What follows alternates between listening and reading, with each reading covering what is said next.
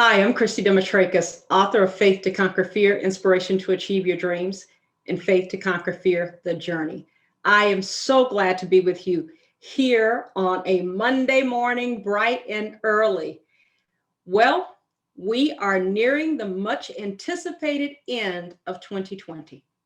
And if you're on social media at all, and you are, if you're watching this video, you have seen every meme known to man about how awful and abnormal 2020 has been. And if you look around, pretty much everything has changed. Our kids are learning virtually. People are working from home who've never worked from home before. Many businesses are closing as they haven't been able to adapt their business models to this new virtual environment.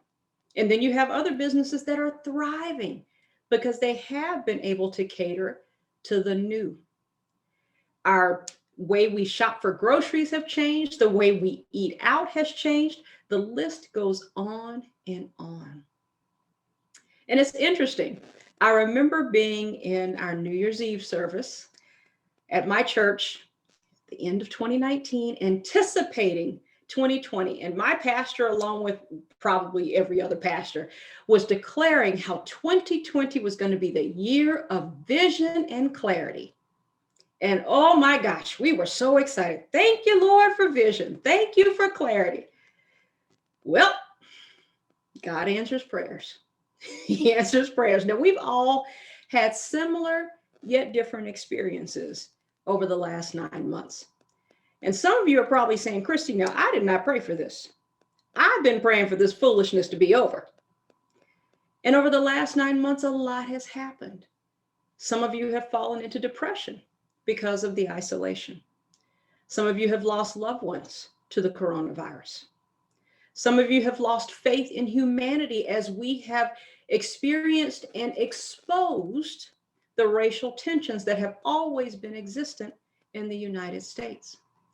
Some of us have ended long-time friendships and relationships because of the great divide that is now a part of our political process.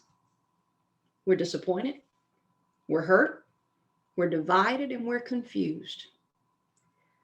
But I'm here to tell you that even though you and most anyone you ask cannot wait for 2020 to be over, 2020 is not a throwaway year. I want to say that again. 2020 is not a throwaway year. I want you to take a moment and look back at the big picture of 2020. Leading up to March of 2020, for those of us in the US, we were going on with what we considered our normal lives.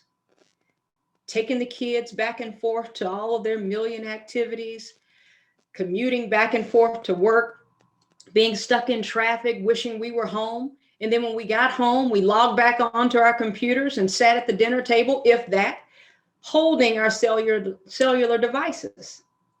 There, but not there.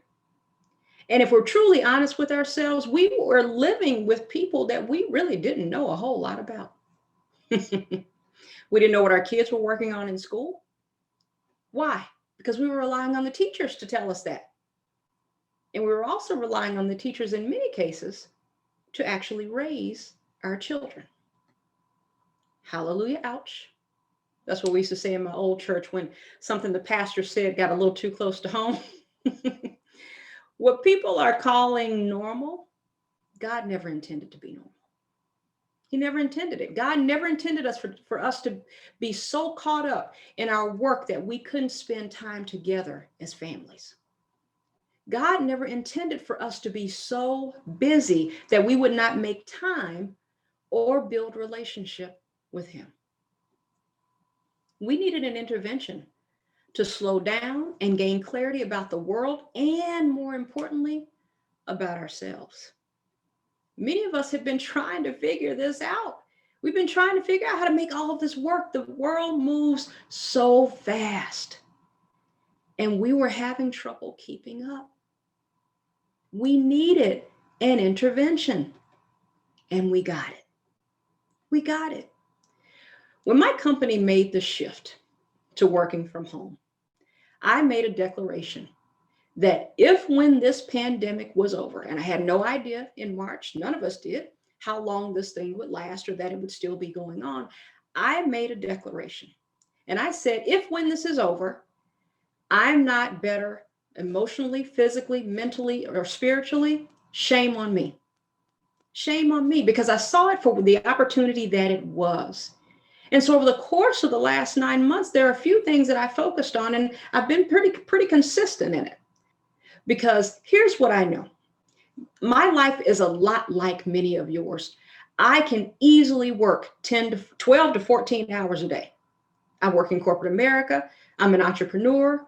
I'm a mom. I'm a wife. We have 2 kids in college. We have 2 fur doggies at home. Yet I struggle, like many of us, to make time. I was about to say find time. Nope. To make time for the things that really matter, the things that are most important, the things that are lasting. And so when I said I made these decisions, this is why I made those decisions. And that first one was to improve my spiritual life. The second thing I did was I was regularly going to the gym before COVID. And so once the gyms closed, I said, you know what? I'm not going back to what it was before, what I was doing before I was exercising on a regular basis. Because for any of you who've ever gotten in shape and then let yourself get out of shape and then get back in shape again, it's not worth it. Just stay in shape. And so I would literally get up every morning before I started my workday, go in my basement, have my Apple TV all set up. The gym that I that I was attending had an app, showed a daily workout routine, and that's what I did every day. So not only was that to keep my body in shape, but it was also to keep my mind and my stress levels down. So that was another commitment I made, and I really stuck to it. The third thing was a surprise. I didn't plan this, y'all. We saved money. Oh my gosh, we saved money. I was amazed at how much money I was spending in gas and eating out and shopping, buying things just to pass the time. I would get out of work or my work day would end and I had Bible study in 2 hours. I was like, got to burn some time. Let's go shopping. It's amazing how much I was spending. So during this pandemic, once I realized we were saving money, we paid off a car. I also then accelerated the financial plan I already had to be debt free in 10 years. And I accelerated that up to 6 years. So our house and our last school loan for my husband going back to school is going to be paid off in 6 years. That was an added benefit. I didn't plan for that. That was an added benefit.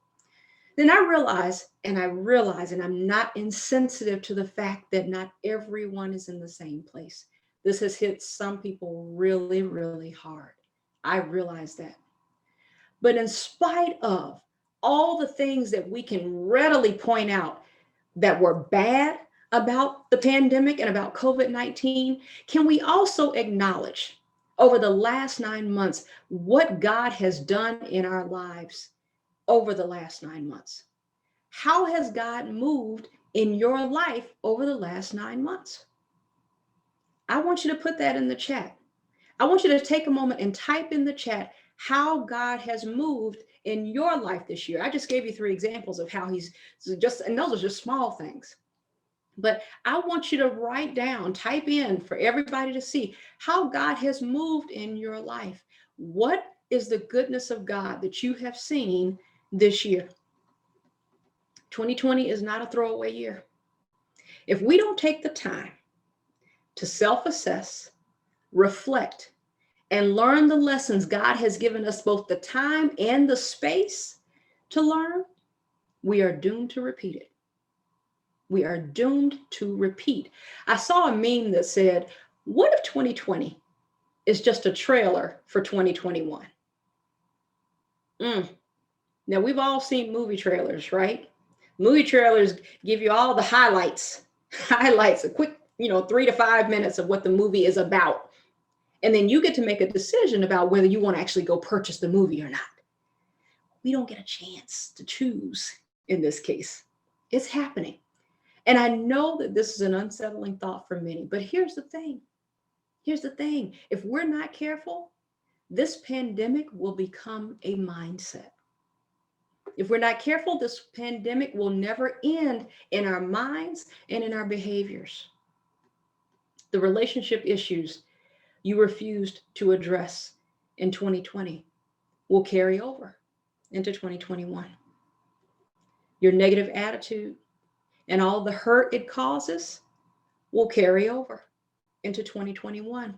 The lessons you were supposed to learn in 2020 will show up again in 2021.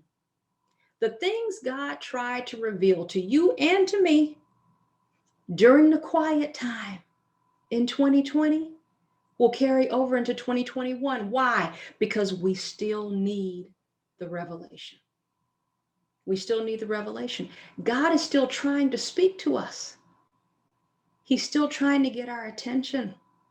He has opened the heavens for clarity and vision if we have eyes to see it. Matthew 22, verses 35 through 40 says, one of them, an expert in the law, tested him with this question. Teacher, which is the greatest commandment in the law? Verse 37, Jesus replied, love the Lord your God with all your heart and with all your soul and with all your mind. This is the first and greatest commandment. And the second is like it. Love your neighbor as yourself. All the law and the prophets hang on these two commandments. God gave us 10 commandments, but the first two are the most important.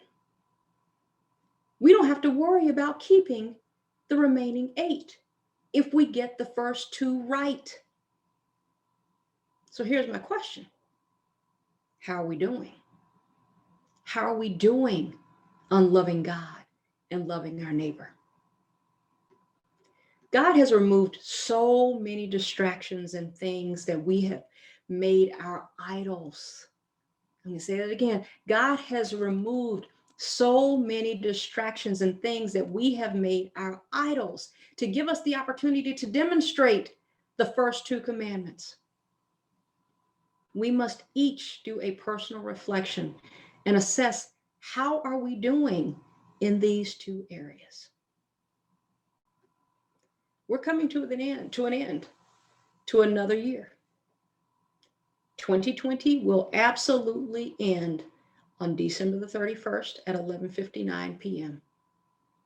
Now, odds are the pandemic is not going to end on December the 31st.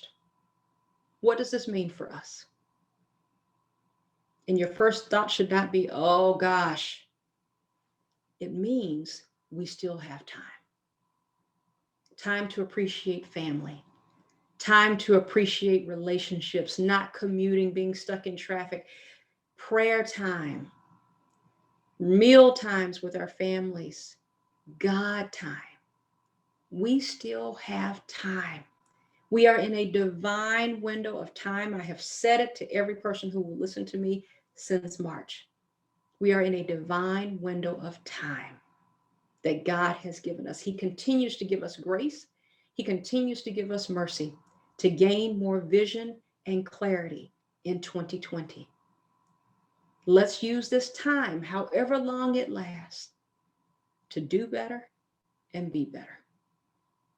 Be blessed.